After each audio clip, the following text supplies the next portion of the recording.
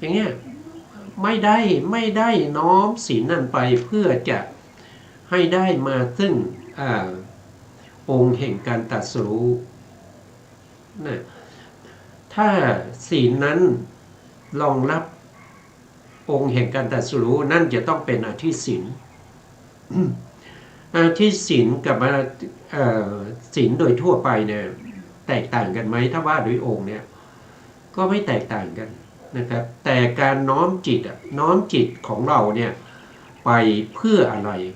เวลาเรารักษาศีลเนี่ยบางคนก็รักษาศีลเพื่อให้มีทรัพย์สมบัติอย่างเงี้ยโภคทรัพย์อย่างเงี้ยบางคนก็รักษาศีลเพื่อไปเกิดเป็นเทวดาอย่างเงี้ยบางคนก็รักษาศีลเพื่อไม่ต้องไปตกอบายแค่นั้นเองเขาต้องการแค่นั้นน่ะอันนั้นไม่เรียกว่าเป็นอธิศีลนะอธิศีลจะต้องเป็นศีลที่รองรับองค์แห่งการตรัสรู้พูดง่ายๆรองรับโพชฌงค์7นี่แหละอันนั้นเรียกว่าเป็นอธิศีลรักษาศีลก็มุ่งหวังว่าศีลจะเป็นบาตรเป็นพื้นฐานเป็นรากฐานของมรรคผลนิพพานต่อไปอันนี้เรียกว่าเป็นอธิศีลนะเป็นประเภทอธิศีลเป็นประเภทที่เป็นอธิศีลแล้วก็และนอกจากการปล่อยวางทั้งหมดการปล่อยวางตรงนี้ก็คือได้แก่พระนิพพานนะครับปล่อยวางอะไรตรงนี้ปล่อยวางอุปกิเลสทั้งหลายปล่อยวางอนุสัยกิเลสทั้งหลายละอนุสัยกิเลสได้ด้วยความเป็นสมุจเฉทนะครับละกามราคานุสัยละภาวะราคานุสัยละปฏิฆานุสัยละมานานุสัยละวิจิละมานานุสัยทิฏฐานุสัยแล้วก็วิจิกิจฉานุสัยอวิชชานุสัยเป็นหน้าที่ของมรรคเป็นหน้าที่ของมรรคทั้ง4ที่มีพระนิพพานเป็นอารมณ์เมื่อมีพระนิพพานเป็นอารมณ์เนี่ยอนุสัยเหล่านี้ก็ถูกประหารด้วยสมุจเฉทก็คือการละนั่นเองเมื่อเราละอนุสัยได้ปริยุทธานากิเลสหรือว่าวิติกรรมกิเลสก็จะไม่เกิดกับเราอีกไม่เกิดนะครับไม่เกิดนี่ก็เป็นเรื่องที่เพิ่มเติมจากครั้งที่แล้วนะครับเมื่อสุพมมัตเทพบุตรพร้อมด้วยนางอักษร500ที่เข้ามาฟังธรรมในสำนักของพระสัมมาสัมพุทธเจ้าเมื่อได้ฟัง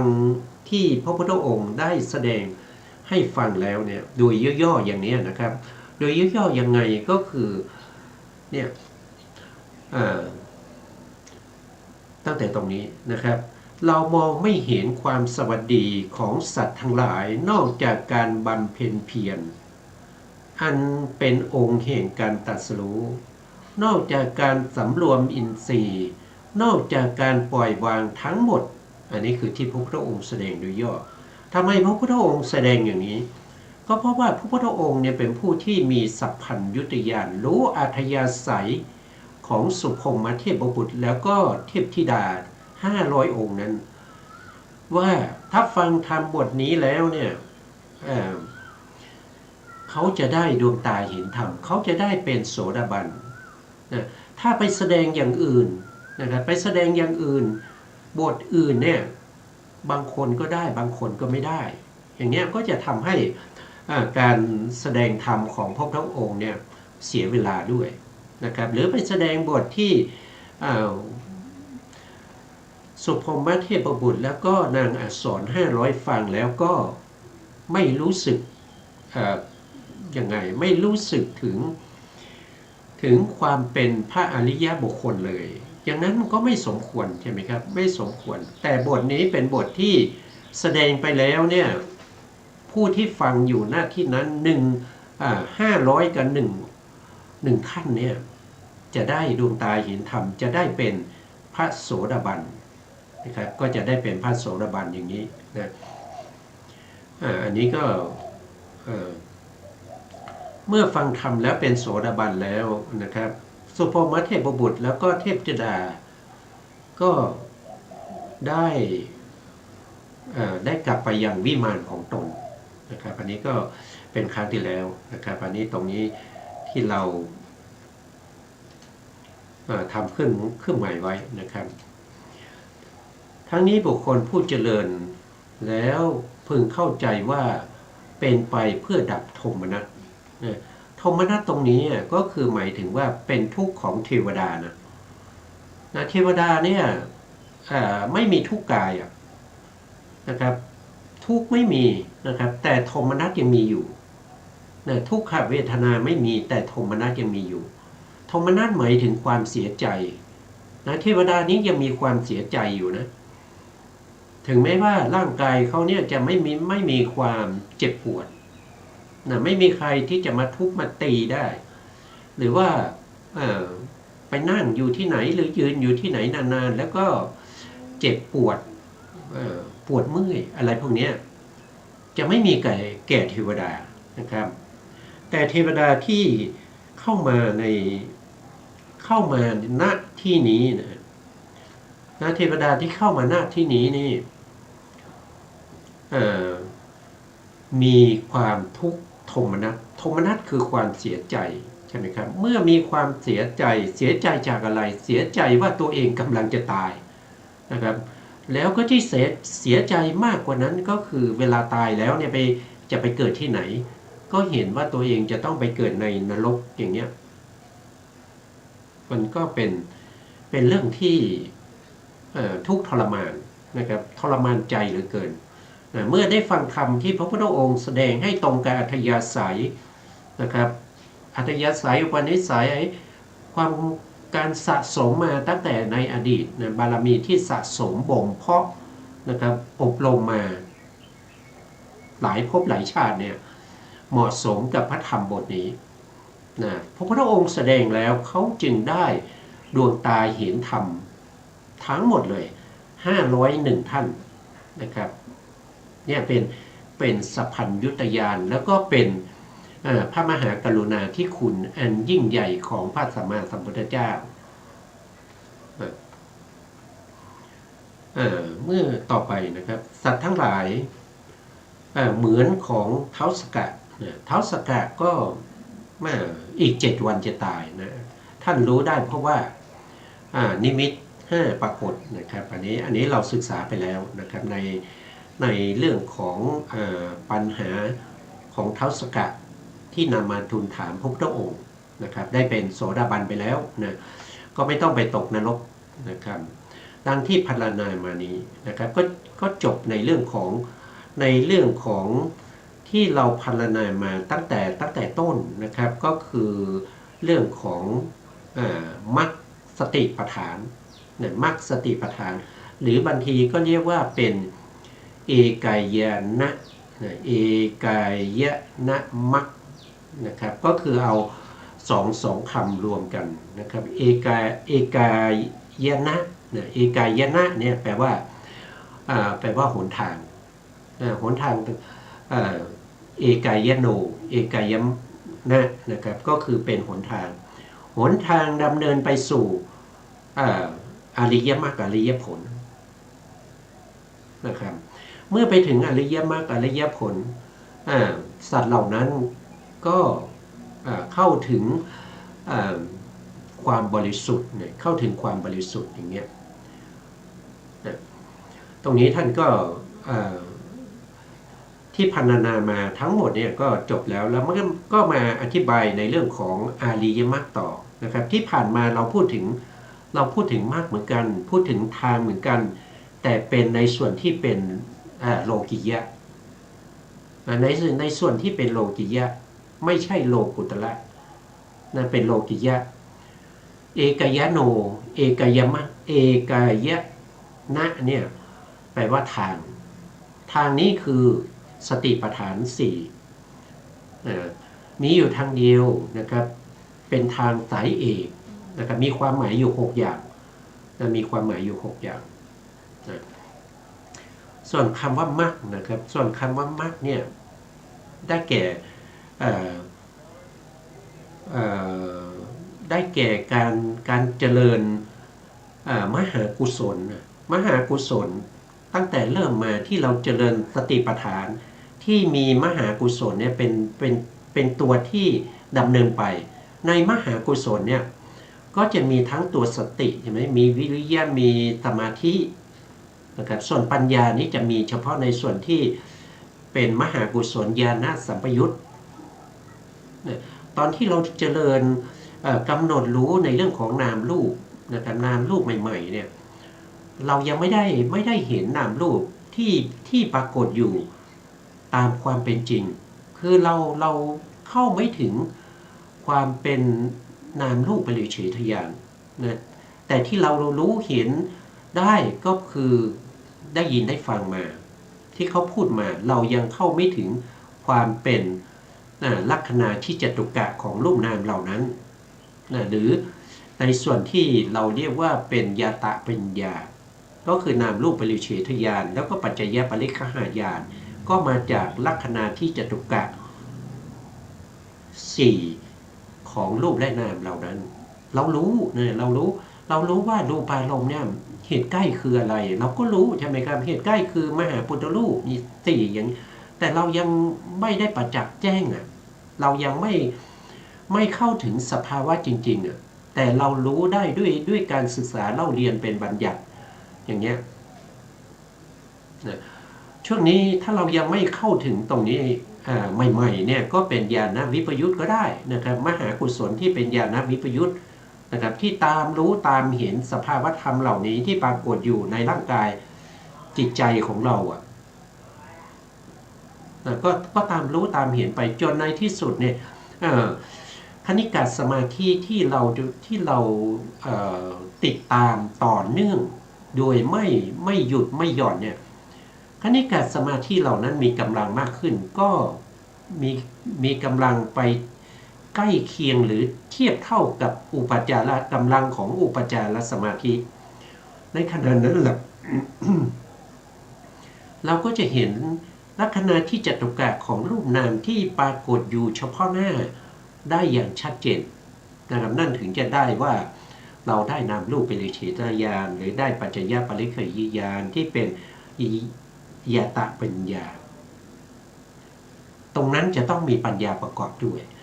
ถ้าไม่มีปัญญาเนี่ยมันจะไม่เห็นของจริงนะใช่ไหมครับมันจะไม่เห็นของจริง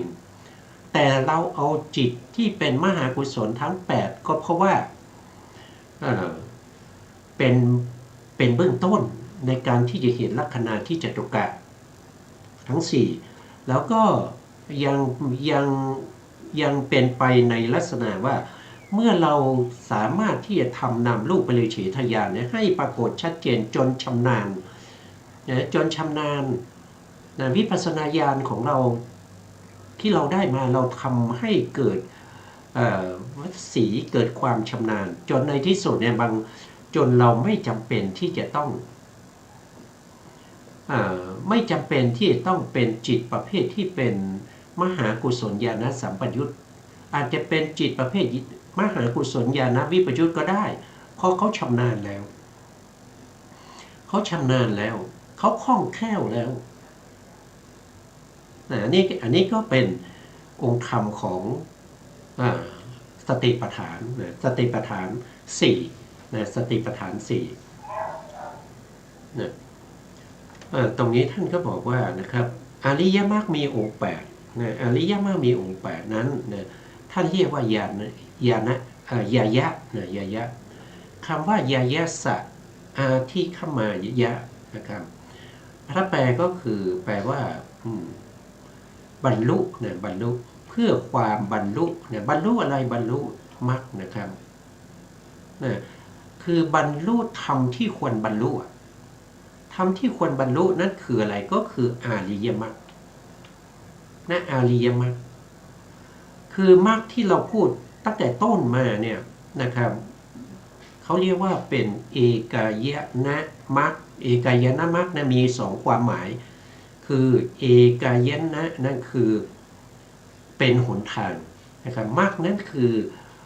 เป็นวิปัสสนาญาณเป็นเขาเรียกว่าเป็น ถ้าว่าโดยปริญญาก็เป็นยาตาปริญญากับตีละนาปริญญานะที่เป็นฝ่ายของโลกิยะนะครับแต่ทั้งเอกายนะมรรคกับตัวมรรคเนี่ยเอกายนะบวกกับมรรคเนี่ยอันนี้เป็นหนทางไปไหนก็คือหนทางให้บรรลุถึงอะไรก็บรรลุถึงอาริยมรรคเนี่ยอาริยมรรคคืออะไรอริยมรรคก็คือโสดาปัตติมรรคอย่างเนี้ยโสดาปัตติมรรคสกทาคามีมรรคอนาคามีมรรคอรหันตมรรคอันนี้คือเขาเรียกว่าเป็นญายะนะครับเป็นธรรมที่ควรบรรลุนะครับในคำว่ายายะสะอาทิคมะยะนะยายะสะอาทิคมยะนะครับก็คือให้บรรลุอริยมรรคนั่นเองเพื่อให้บรรลุถึงอริยมรรคนะเพราะว่ามรรคสติปัฏฐานเป็นฝ่ายโลกิยะเนี่ยตรงเนี้ยมรรคใช่ไหมสติปัฏฐานเนี่ยต้องรวมกันเนี่ยก็คือที่เราศึกษามาตั้งแต่ต้นนะครับตั้งแต่ต้นก็ศึกษามาเป็นเดือนมาครับนะก็เป็นเดือนแล้วตั้งแต่เราพูดถึงในเรื่องของความหมายของอายนะเนี่ยอายนะคือมีความหมายอยู่6อย่างนะครับที่เราพูดไปแล้วนะครับนะแล้วก็มรรคมีความหมายอยู่7อย่างนะครับเดี๋ยวเราจะทวนอีกทีนะแต่ตอนนี้เราก็พูดไปก่อนนะครับพูดไปก่อนนะถ้าจบตรงนี้จะกลับไปทวนถึงเรื่องของอายนะนะอายนะมีความหมาย6นะคืออะไรบ้างนะแล้วก็มรรคเนี่ยมีอยู่7อย่างนะครับมีอยู่7ความหมายคืออะไรบ้างนะครับในเบื้องต้นนะครับเป็นโลกิยะในฝ่ายเบื้องต้นนะครับอันบุคคลผู้เจริญแล้วย่อมเป็นไปเพื่อการบรรลุโลกุตระเนี่ยครับบรรลุโลกุตระอันนี้คือความหมายของมรรคนะความหมายของมรรคเนี่ยเป็นไอตัวมรรคที่ดำเนินมาที่เป็นโลกิยะเนี่ยเพื่อมุ่งหวังให้ได้มาซึ่งโลกุตระมรรคนี่เป็นข้อที่6ผมวงเล็บไปนี่นะครับส่วนข้ออื่นๆเนี่ยเราศึกษาไปแล้วนะเดี๋ยวก็ทวนอีกทีนะครับด้วยเหตุนั้นพระผู้มีพระภาคเจ้าจึงตรัสว่ายายะสะอาทิคมายะนะครับก็คือเพื่อบรรลุธรรมที่ควรบรรลุธรรมนั้นคือโลกุตระมรรคไม่ใช่โลกิยมรรคโลกิยมรรคเป็นหนทางกำลังดำเนินมาสู่โลกุตระมรรคในบทว่านิพพานัสสะสัจฉิกิริยายะเพื่อกระทำให้แจ้งซึ่งพระนิพพานอันนี้คือความหมายของมรรคที่ดำเนินมาที่เราดำเนินไปเนี่ยเราดำเนินไปเพื่ออะไรนะอันนี้เป็นข้อที่7นะผมวงเล็บไปตรงนี้เป็นข้อที่7นะครับความว่าเพื่อการทำให้แจ้งท่านกล่าวอธิบายไว้ว่าเพื่อประจักษ์ด้วยตัวเองนะครับอันนี้ต้องประจักษ์ด้วยตัวเองนะครับจะให้ใครมาทำแทนไม่ได้นะจะให้ใครจ้างใครคนใดคนหนึ่งมาปฏิบัติสติปัฏฐาน4นะครับเจริญวิปัสสนาสติปัฏฐาน4เจริญมหากุศลเพื่อให้ได้มาซึ่งนิพพานไม่ได้จ้างใครมาทำไม่ได้นะต้องทำด้วยตัวเองนะครับกระทำให้แจ้งด้วยตัวเองนะไม่ใช่คนอื่นนะจะให้เข้ามาปฏิบัติให้ได้โสดาบันแล้วเอาโสดาบันนั้น มาให้เราอย่างเงี้ยมันไม่ได้นะมันไม่ได้ เพราะฉะนั้นเพราะตรงนี้ท่านก็บอกไว้ชัดเจนนะท่านกล่าวอธิบายไว้ว่าเพื่อประจักษ์ด้วยตัวเองนะครับไม่ใช่คนอื่นนะประจักษ์ด้วยตัวเองนะซึ่งอมตะธรรมที่ได้นามว่าพระนิพพานนะที่ประจักษ์ด้วยตัวเองคืออมตะธรรมที่ว่าคือนิพพานนะครับนี่แต่ถ้าเราอันนี้ก็เป็นสำนวนนะแต่ถ้าจริงๆแล้วเนี่ยสิ่งที่เราจะได้นั่นก็คือเราจะน้อมเอานะน้อมเอาอริยมรรคนะอริยผลเนี่ยเข้ามาในตัวเราเข้ามาในตัวเราเข้ามาในจิตสันดานของเราให้จิตสันดานของเราเนี่ยเปลี่ยนจากความเป็นโลกิยะนะที่เราดำเนินมาสติปัฏฐาน4หรือว่าเป็นวิปัสสนาที่มีมหากุศลเป็นตัวที่เจริญเป็นตัวที่ปฏิบัติเป็นตัวที่พิจารณาให้เปลี่ยนไปเป็นเปลี่ยนจิตของเราที่เป็นมหากุศลนะให้เป็นมรรคจิตก็คืออยู่ในตัวเรานะครับมรรคที่เกิดขึ้นเนี่ยมันอยู่ในตัวเราอย่างโสดาปัตติมรรคเนี่ยมันก็จะเป็นจิตนะที่อยู่ในตัวเราโดยการน้อมเข้ามาในตัวนะแต่ตัวนิพพานเนี่ยเป็นสภาวะธรรมภายนอกเนี่ยเป็นพาหิรธรรมเป็นธรรมภายนอกแล้วนิพพานเนี่ยมีอยู่ปกตินะแต่เราจะต้องน้อมใจเราเนี่ยเข้าไปหานิพพานเพราะนิพพานจะเข้ามาในตัวเราไม่ได้จะน้อมนิพพานเข้ามาในตัวเราไม่ได้นิพพานนี่เป็นนามธรรมแต่นิพพานนี่เป็นสภาวะที่เป็นอารมณ์ของมรรคจิตผลจิตเพราะฉะนั้นมรรคจิตผลจิตที่เราได้เนี่ยคือเราน้อมเข้ามาในตัวเรานะอยู่ในตัวเราแล้วมรรคจิตผลจิตนี้ก็จะน้อมออกไปเพื่อหน่วงเอาพระนิพพานมาเป็นอารมณ์นะแล้วท่านบอกว่านะครับนิพพานนี้นะเพราะนิพพานเนี่ยก็มีความหมายว่าเว้นจากตัณหาคือเครื่องร้อยลัดนิพพานนี่เป็นสภาวะธรรมที่พ้นจากตัณหาเครื่องร้อยลัดนะนี่เนี่ยแปลว่าไม่มีนะวานะนี่แปลว่าตัณหานะนิบวกวานะนะครับแล้วก็แปลงรูปตามภาษาบาลีมาเป็นเปลี่ยนตัววอแหวนให้เป็นพอพานก็เป็นนิพพานนะครับเป็นนิพพานอันนี้เป็นหลักภาษาบาลีนะครับผู้ที่เขาเรียนบาลีเขาก็เข้าใจได้นะเขาเข้าใจได้นะเราไม่ได้เรียนบาลีเราอาจจะฟังแล้วก็ยังไม่เข้าใจเท่าไหร่นะเพราะตัณหานะครับตัณหาเนี่ยมันคือพ้นจากการร้อยลัดของกิเลสหรือตัณหาเนี่ยนะพ้นแล้วนะเพราะว่ามรรคนี้ที่บุคคลอบรมแล้วให้สำเร็จการทำให้แจ้งซึ่งนิพพานนะมรรคที่อบรมนั้นก็คือมรรคเบื้องต้นนะมรรคเบื้องต้นบุพภาคมรรคนะที่เราศึกษามาตั้งแต่ต้นนะตัวนั้นก็คือมรรคที่เป็นโลกิยะอยู่ในไหนอยู่ในมหากุศลจิตในมหากุศลจิตนั้นมีอะไรเป็นอารมณ์เบื้องต้นมหากุศลจิตนั้นมีลักขณะที่จตุกะเป็นอารมณ์ให้ได้มาซึ่งวิปัสสนาญาณที่เป็นนามรูปปริเฉทญาณแล้วก็ปัจจยปริฆหญาณเมื่อได้สองญาณนี้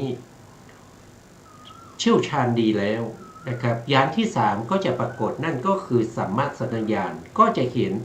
ลักขณะที่จตุกะของรูปนามเหล่านั้นมีการเกิดขึ้นตั้งอยู่ดับไปนะถ้าเห็นอย่างนั้นนั่นก็ได้ญาณที่3สัมมาสัญญาณนะต่อมาก็มหากุศลที่เป็นตัวมรรคนั้นนะที่เป็นฝ่ายโลกิยะนั้น ติดตามพิจารณาอยู่หนึ่งๆนะครับถ้าพระพุทธองค์ใช้คำว่ากายากายา กายานุปัสสนานะครับ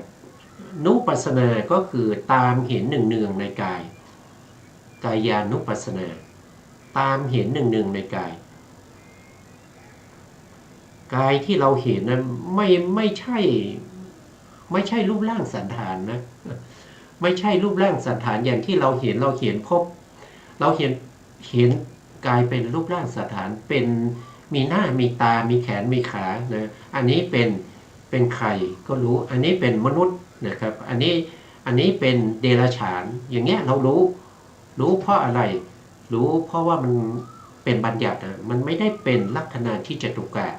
มันไม่ได้เป็นลักษณะของนามรูปปริเฉท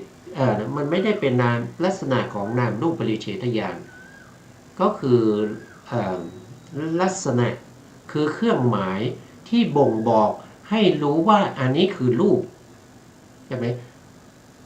รูปก็ต้องเป็นกายเยกายาก็คือรูปในกายส่วนใหญ่ไม่ใช่เห็นทั้งตัวแต่เจาะเข้าไปว่าเป็นรูปคือมหาพุทธรูปคือธาตุดินธาตุน้ำธาตุไฟธาตุลมอย่างเงี้ยอันนี้คือรูปารมณ์นะอันนี้คือรูปารมณ์อันนี้คือคันธารมณ์นี่คือรัศสารมณ์นี่คือโพธพารมณ์นะอันนี้คือจักขุประสาทนี่คือโสตประสาทคานะประสาทชิวหาประสาทอันนี้คือรูปส่วนย่อยในกายส่วนใหญ่กายเยกายานุปัสสีตามเห็นเนืองๆในกายส่วนย่อยไม่ใช่กายทั้งหมดไม่ใช่เป็นนิมิตไม่ใช่เป็นอนุพยัญชนะนิมิตเครื่องหมายใด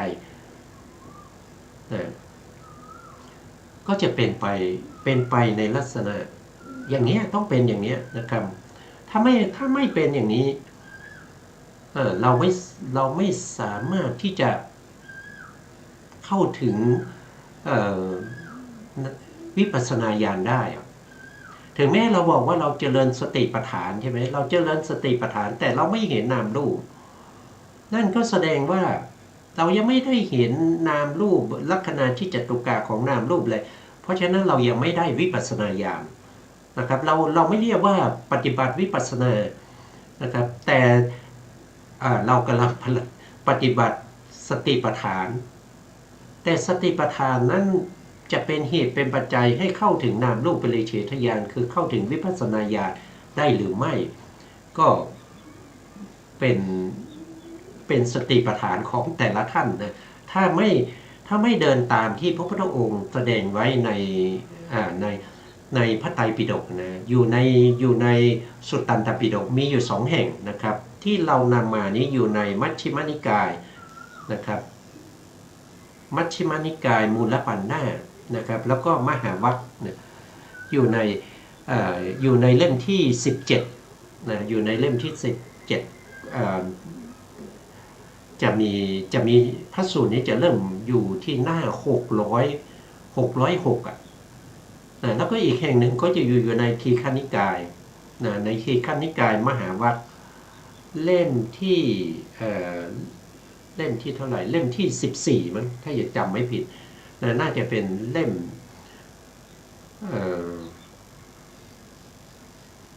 จะอยู่เขา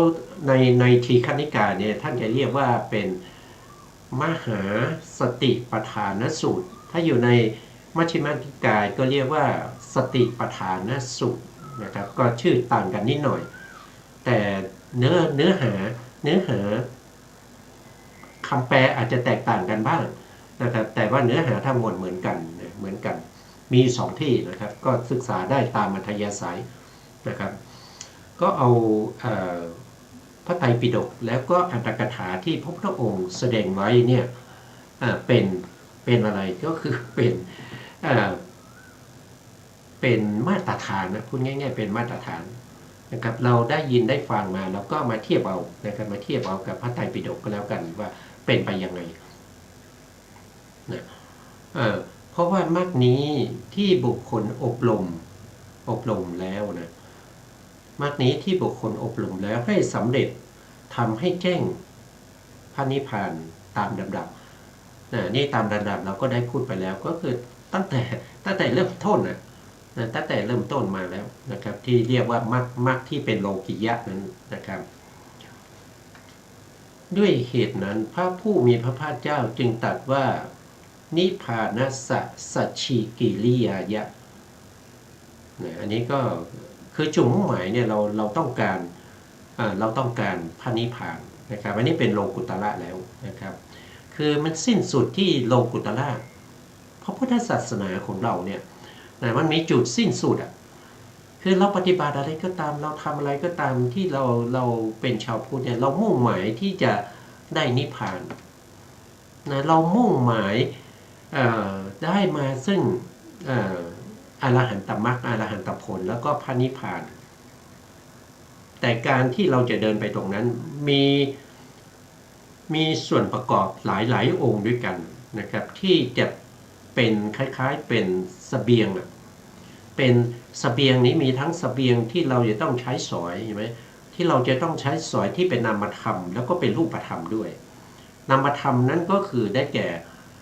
โพชฌงค์เจ็ดอย่างเช่นสติสัมโพชฌงค์ธรรมวิจยะสัมโพชฌงค์นะครับวิริยะสัมโพชฌงค์ปิติสัมโพชฌงค์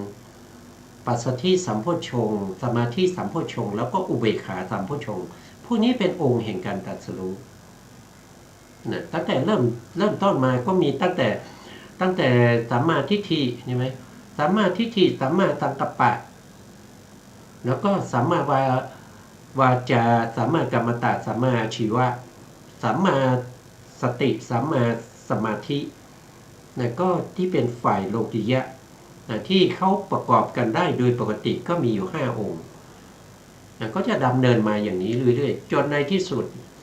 พวกนี้เป็นองค์ประกอบที่จะทำให้เราเข้าถึงมรรคผลนิพพานถ้าไม่มีมรรคเบื้องต้นบุพภาคมรรคเนี่ยเราไม่สามารถเข้าถึงมรรคผลนิพพานได้นะต่อไปนะครับบรรดาคำเหล่านั้นที่พระพุทธองค์ตรัสว่าเพื่อความบริสุทธิ์ของสัตว์ทั้งหลายอันนี้เป็นมรรคแล้ว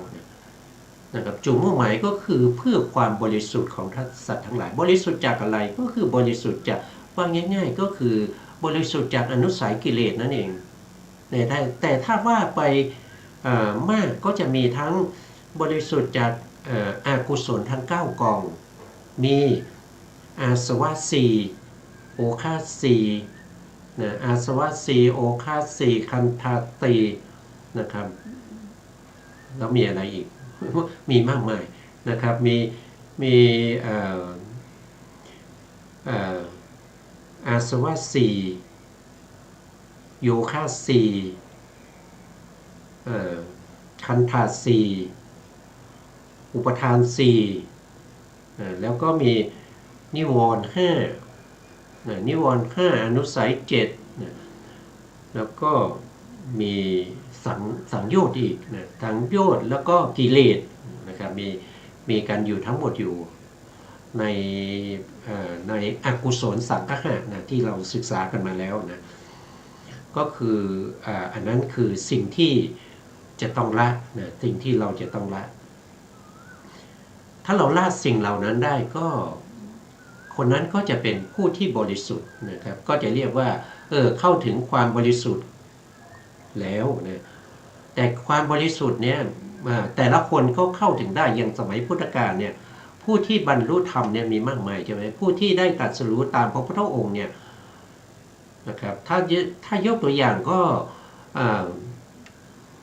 ปัญจวัคคีย์นะครับปัญจวัคคีย์ทั้ง5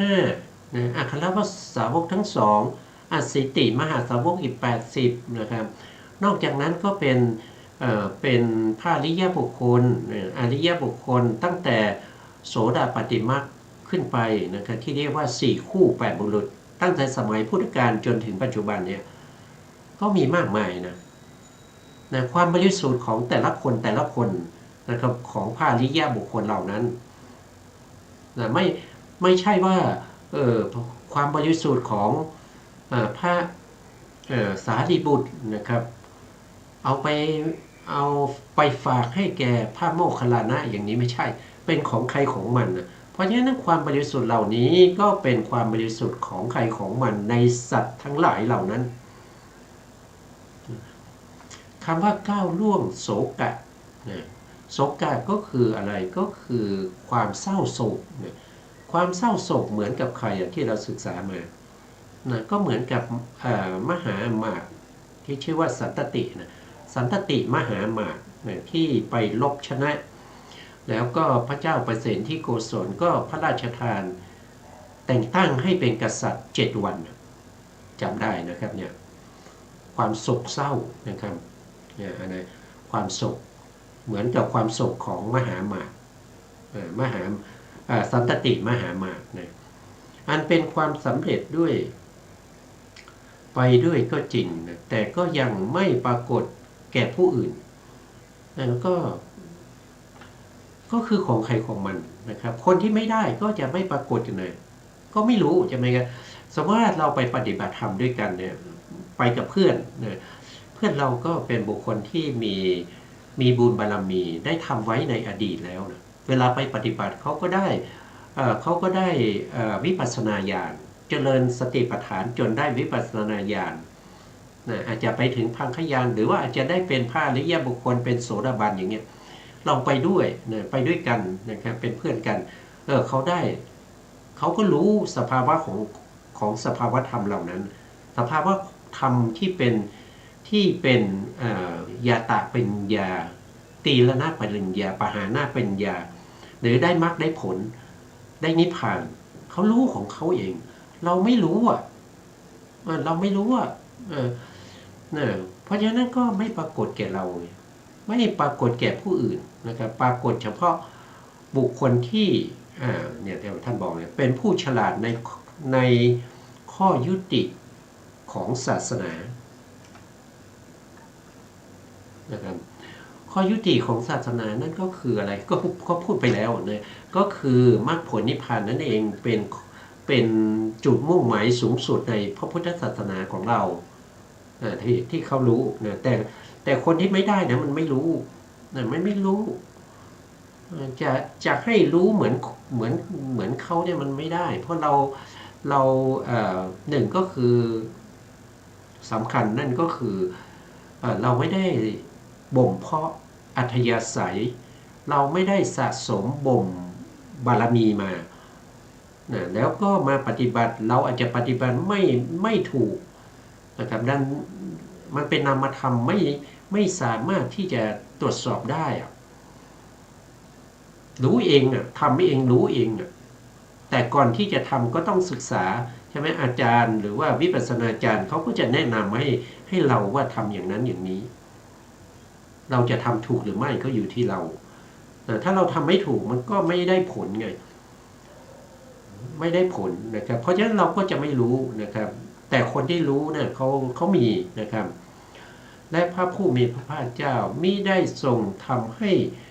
คนเป็นผู้ฉลาดในข้อนี้ในข้อยุติก็คือพระพุทธองค์ไม่สามารถจะทำให้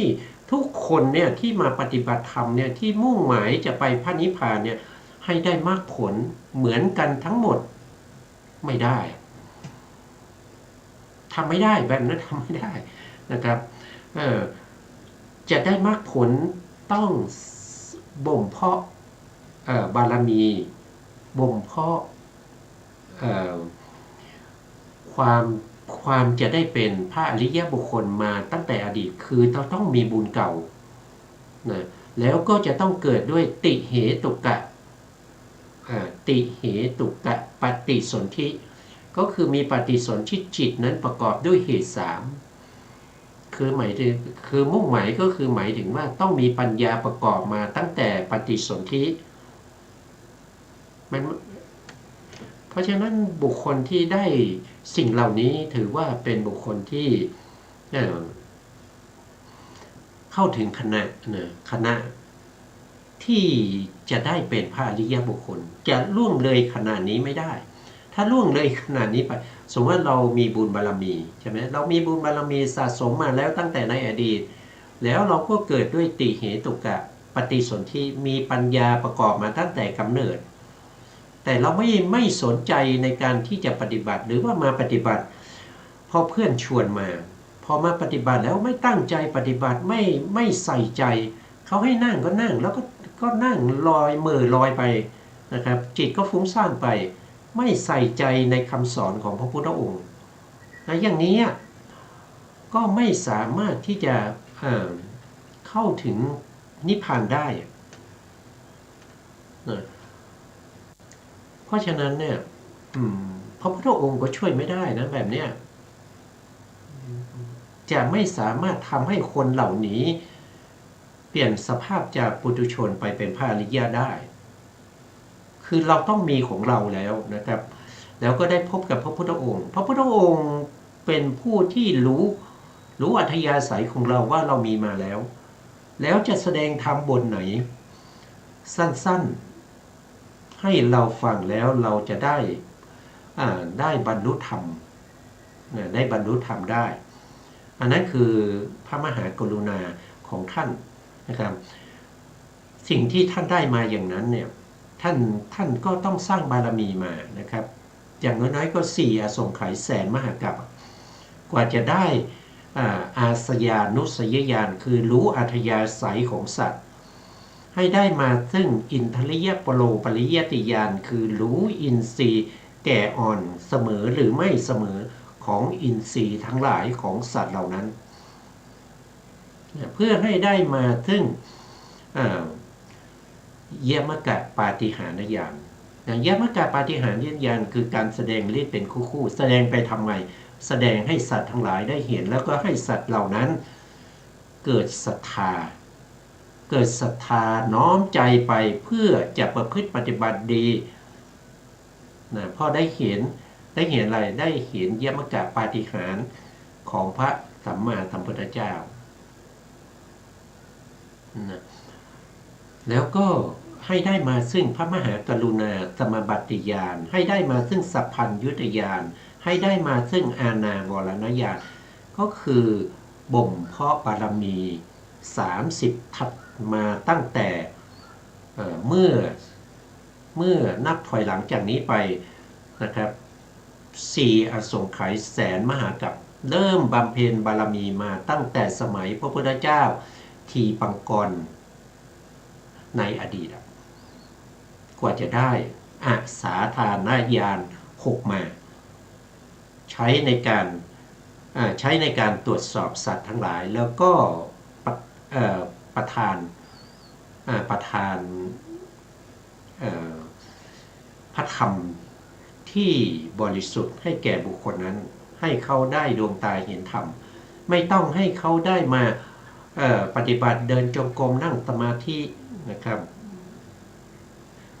นานๆอย่างเงี้ยนั่งจนเจ็บไปหมดอย่างเงี้ยเดินจนขาแตกอย่างเงี้ยไม่ต้องพระพุทธองค์ประทานพระธรรม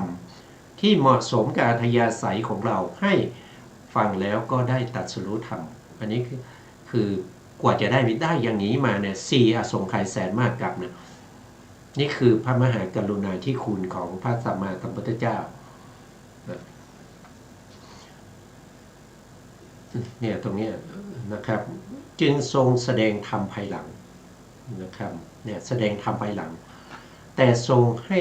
เข้าใจผลที่ต้องการด้วยพระสูตรนั้นอันนี้ก็ได้พูดไปนะครับก็คือพระสูตรที่เหมาะสมแก่สัตว์นั้นนะฉะนั้นในสติปัฏฐานสูตรนี้เมื่อพระพุทธองค์ทรงแสดงผลที่ต้องการคือเอกายนะมรรคเนี่ยตรงนี้เห็นไหมครับอันนี้เป็น2คำนะครับเป็น2คำเป็น2คำแรกเอกายนะอันนี้ก็คืออันนี้หมายถึงทางสายเอกหมายถึงทางสายเอกมีความหมายอยู่6อย่างด้วยกันนะครับตรงนี้6อย่างนะครับใน6อย่างนะครับใน6อย่างเราก็จะมีอยู่นะครับจะมีเดี๋ยวจะทวนให้อีกทีนะครับเพราะว่า เพราะว่าเราศึกษามาตั้งแต่ต้นเนี่ยจำกันไม่ส่วนมากก็จำไม่ได้นะครับเอ่ออย่างอย่างเช่นนะครับอย่างเช่นยกตัวอย่างเช่นนะครับเป็นทางสายเดียวอย่างเงี้ยเป็นทางสายเดียวไม่ใช่ทางสองแพร่งไม่ใช่ทางคู่ขนานนี่อันนี้ก็สายเดียวคืออะไรก็คือสติปัฏฐานไงสติที่ไปตั้งอยู่ในในฐานทั้งสี่ฐานทั้งสี่นั้นเป็นอารมณ์นะเป็นอารมณ์ให้แก่สตินั่นเป็นอารมณ์ให้แก่สติแล้วก็นอกจากสติแล้วก็มีอะไรมีสัมปชัญญะสัมปชัญญะก็คือปัญญาสัมปชัญญะอาตาปีสัมปชัญญะสติมานะอันนี้ก็คือเป็นตัวที่เราจะต้องทำให้มีขึ้นคือเราต้องทำให้เราเจริญสิ่งเหล่านี้เราไม่ได้ไปเจริญกายนะเราไม่ได้ไปเจริญการเดินนะเราไม่ได้ไปเดินให้กายของเราเนี่ยเจริญอย่างนี้ไม่ใช่นะครับแต่เราต้องเจริญตัวที่เขาเรียกว่าเป็นอาตาปีอาตาปีสัมปชานโนสติมาวิเนยยะนะอาตาปีหมายถึงอะไรหมายถึงตัวความเพียรตัววิริยะสัมปชัญญะหมายถึงอะไรหมายถึงปัญญาสติมาก็คือตัวสติวินัยยะโลเกวินัยยะเนี่ยแปลว่าก็คือมุ่งหมายเอาตัวสมาธินี่ก็เป็นก็ไม่เวลาเราหมดอีกแล้วนะครับไม่สามารถที่จะใช้เวลาที่หมดไม่ได้นะเราใช้เวลาที่มันหมดแล้วไม่ได้เราเวลาหมดก็คือหมดเวลานะครับเราต้องคืนเวลาให้ทางสถานีนะสุดท้ายนี้ขอกราบขอบพระคุณพระครูสมุทรวิสุวัฒน์วรกิจโจผู้อำนวยการสถานีวิทยุเพื่อการศึกษาพระพุทธศาสนาและวัฒนธรรม FM 104.5 เมกะเฮิรตซ์วัดฝายหินจังหวัดเชียงใหม่และขอกราบขอบพระคุณพระครูสมุทรวิสุวัฒน์โทษที